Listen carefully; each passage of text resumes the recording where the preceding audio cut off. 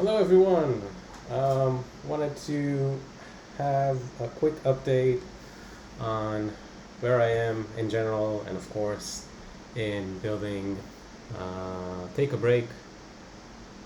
So, I posted a while ago, even a few weeks ago, that the app was rejected and needed some more features or something that is not just a basic app. So of course I need to work on that, but the main focus was to get RevenueCat SDK and the offerings and all those and the subscriptions from App Store Connect, integrate those into the RevenueCat dashboard, and then the paywall and showing it. And I'm glad to say that I finally had some time to implement everything and have a paywall, and here it is. Yes, it's not very featurey or I don't know, eye-catching, but just like the app, I did want it to be very straightforward, no in your face, whatever. I think that's what, with the many templates that RevenueCat has, this was again very streamlined, very forward, not many distractions, which resonates well with the app.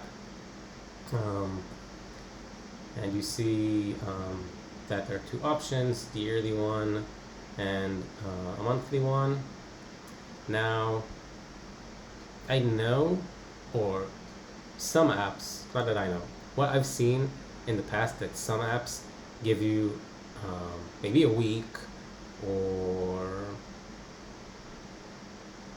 a month where you can just try the app. So you subscribe for that, and when you subscribe, like just without a free trial, and the year comes with a free trial. Sorry. But recently, more and more apps are more going into this kind of offering where you get the year, but with a very discounted price. It might be that the 58% is not correct here. I need to check the math. It's more like 90%, which is also interesting in how, because this is coming from RevenueCat. It's not something that I'm showing. So it's very interesting to see how they come up with this number. So that's one.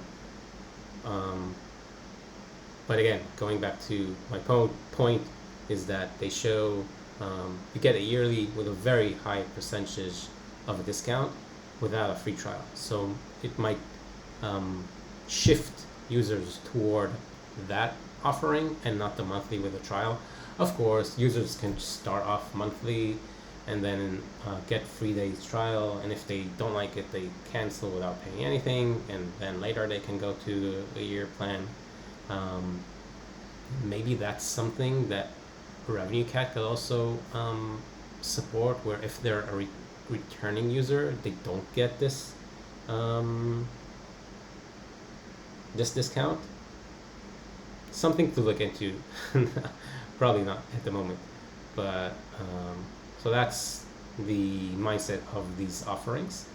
Again, I'd like to know how this is calculated, and also Adam Lytle, I think, has some apps, lots of apps. Basically, he's just passed 1 million in revenue on the App Store, which is amazing, and congrats to him.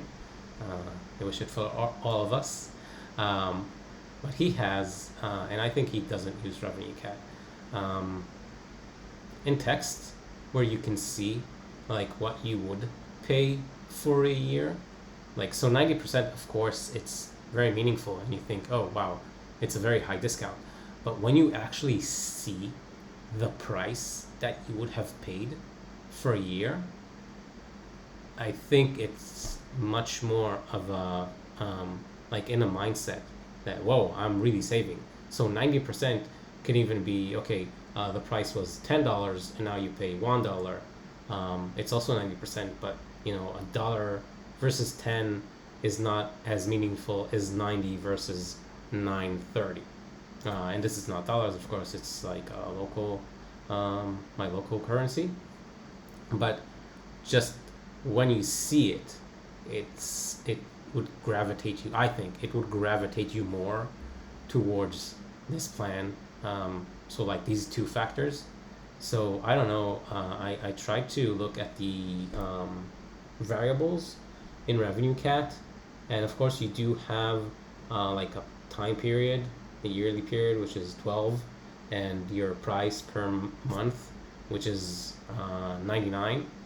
But I haven't found a way to do math in the paywall editor, and maybe it's just me that I didn't find how I can again do math just do multiplication.